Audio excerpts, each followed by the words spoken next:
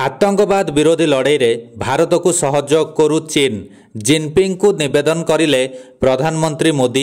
आसंतु जानिबा यार सर्विशेष खबर विषय। आतंकवाद विरोध में आहुरी शक्त हेब लड़ाई। विश्व को आतंकवाद मूलपोच करने भारत सबुबले स्वर उठाई आसुवा बेले पहलगाम हमला पर ऑपरेशन सिंदूर रे जवाब दे सारा विश्व को आतंक विरोधी अभिमुख्य नहीं अभियान आरंभ करथिला भारत। आउ एही आतंकवादी विरोधी लड़ाई को अधिक शक्तिशाली करने को चीन रो सहयोग लोड़ी भारत।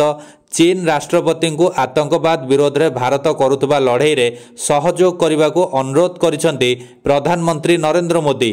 आतंकवाद विरोध में भारत सह हाथ मिलाई एकाठी लड़िबा को मोदी आह्वान देइछंती। तेबे तियानजिन रे प्रधानमंत्री मोदी एवं राष्ट्रपति सी जिनपिंग द्विपाक्षिक आलोचना करिसेंती। एही समय रे उभय देश पारस्परिक सहयोग वृद्धि एवं संपर्क को सुदृढ़ करने पई सेमानंकर सहमति रखिथिले। प्रधानमंत्री मोदी चीन राष्ट्रपति जिनपिंग सह साक्षात्कार रे आतंकवाद प्रसंग को दृढ़ भाव में उठाइथिले।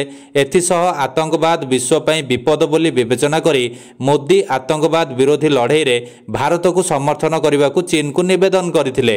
वैदेशिक मंत्रालय अनुसार प्रधानमंत्री मोदी राष्ट्रपति सी जिनपिंग को 2026 रे भारत रे आयोजित हेबाकु थिबा ब्रिक्स शिखर सम्मेलन को निमंत्रण करिसेंती। दुई देशर संपर्क एमिति आहुरी सुदृढ़ हेबो। एबे दुई देश किपरि विकास पई एकाठी काम करिवे ता उपरे आलोचना करथिले। मोदी एवं जिनपिंग सीमा विवाद समाधान एवं सीमारे केमिति शांति बजाय रहिबो ताहा उपरे मध्य कथाबार्ता करा जायछि।